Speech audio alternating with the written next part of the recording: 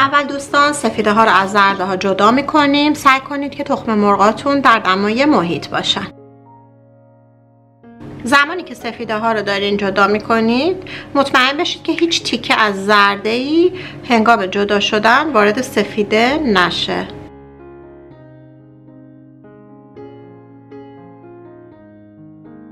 زرده ها رو کنار بذارید. اول با سفیده ها شروع میکنیم. مقدار کمی سفیده ها رو بزنید تا کمی کف بکنه. بعد از اینکه کف کرد نصف مقدار پودر قندی رو که داریم به سفیده ها اضافه کنید. 1/8 قاشق چایخوری پودر تارتار به سفیده ها اضافه میکنیم. اگر ندارید مشکلی نیست. پودر تارتار به قوام سفیده ها و ابری شدنشون و انسجامشون خیلی خیلی کمک میکنه. گاهی اوقات به جاش میتونین آب لیمو هم اضافه کنید. سفیده ها رو دوستان انقدر باید بزنید تا کاملا ابری بشه، جوری که وقتی که ما پره هاشو برمیداریم حالت قله‌ای وایسه.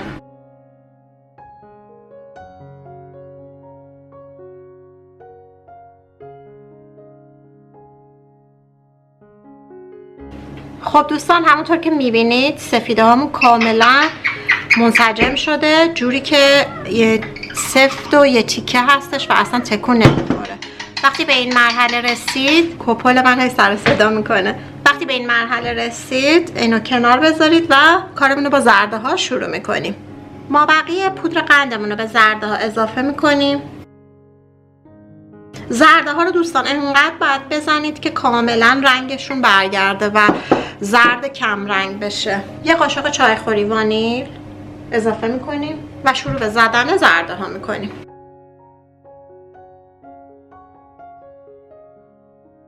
هر چند وقت یه بار دور کاستون رو تمیز کنید با لیستک که مطمئن بشید تمام مواد کاملا با هم مخلوط میشن.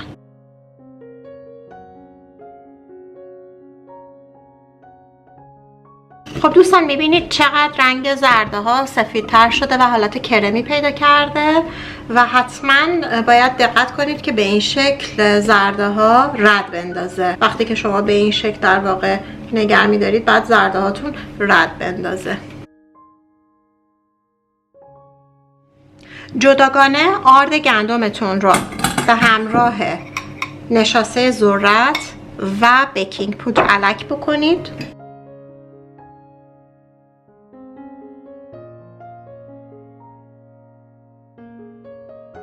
در این مرحله سفیدمون رو به زردمون اضافه میکنیم و به صورت دورانی مخلوط میکنیم طوری که پف سفیده ها نخوابه.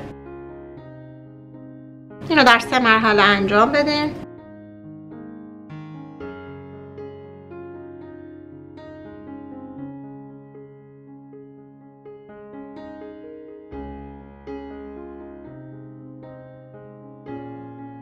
مقداری که مخلوط کردیم آرد الک شدمون رو در 2-3 مرحله به موادمون اضافه میکنیم.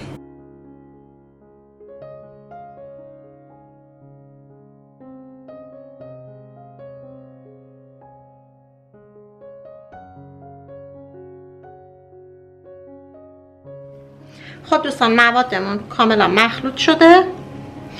مواد رو داخل قیف میریزیم و شکوفه میزنیم.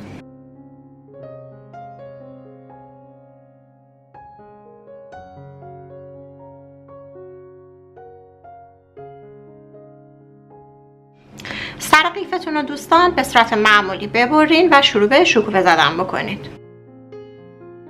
زمانی که دوستان میخواین شکوفه بزنید به صورت مستقیم قیفتون رو نگه دارید و شکوفه بزنید تا به سایز مورد نظرتون برسید.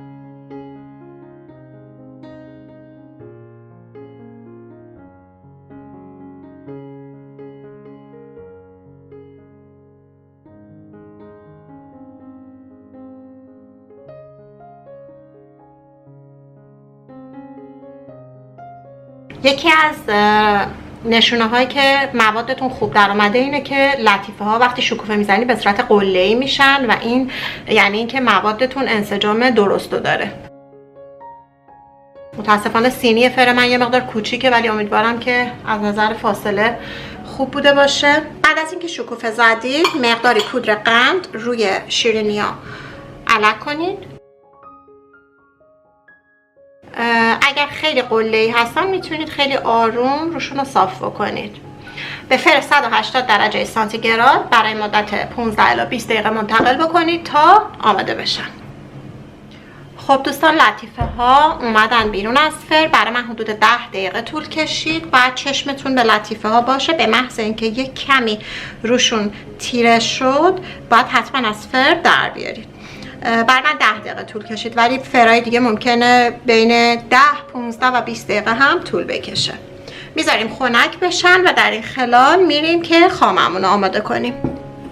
دوستان، این خامه قنادی هستش که من قبلا درست کرده بودم و فریز کرده بودم.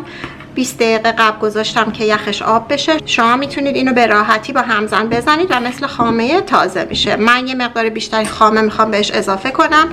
از خامه صبحانه یا خامه فرش استفاده میکنم. یه مقدار بهش بیشتر اضافه میکنم و به این مخلوطم پودر خامه اضافه میکنم. پودر خامه رو میتونید لینکش رو به صورت آنلاین گذاشتم که میتونید از کشور مورد نظرتون خرید بکنید. اگر هم ایران هستید سوپرمارکت ها معمولا دارن. مقدار پودر خامه رو که به خامه صبحانه اضافه میکنید بستگی داره. شما انقدر به هم زدن ادامه بدید که انسجام پیدا کنه. به انسجام مورد نظرتون که رسید دیگه میتونید اضافه نکنید. من مقداری هم پودر وانیل بهش اضافه میکنم که در واقع اختیاری هستش. خب این خامه الان همطور که میبینید یه مقدار شله. من یک کمه دیگه بهش پودر خامه اضافه میکنم و میزنم تا به انسجام مورد نظرم برسه. خب دوستان، همونطور که میبینید خامه کاملا انسجام یافته و راحت میتونید همه چی رو باهاش تزیین کنید. هر چقدر بیشتر بهش پودر خامه بزنید بیشتر منسجم میشه و اگر رنگ خوراکی هم خواستید میتونید توی این مرحله اضافه کنید و مخلوط کنید. سری دوم لطیفه ها رو پختم چون مواد زیاد بود. یکم بهم چسبیدن، فاصله دار نزدم چون واقعا جا نداشتم، ولی من اینا رو سایز بزرگتر زدم. فکر میکنم بهتر شده. حالا شما هم میتونید سایز کوچیک بزنید هم سایز بزرگتر. کلا با این موادی که من گفتم حدود 38 تا 40 تا دونه لطیفه میتونید داشته باشین. میذاریم کاملا خنک بشه، بعد از روی کاغذ شیرینی پزی برش میداریم. الان اگه بخواید بردارین کاملا چسبیده و خراب میشه. بعد از اینکه کاملا خنک شد وسطش خامه میذاریم، با پودر پسته تزیین میکنیم که بهتون نشون میدم.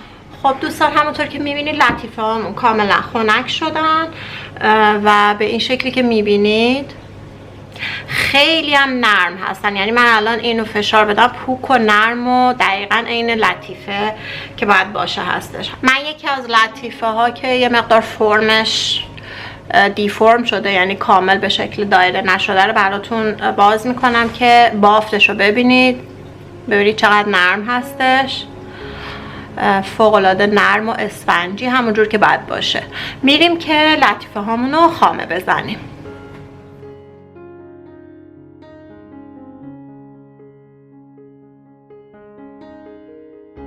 دوستان میتونید مقداری پودر پسته وقتی که خامه زدین بپاشین که لطیفه هاتون خامش پسته ای باشه که خیلی شکیل تر و خوشگل تر، خوشمزه تر هم میشه به این شکل.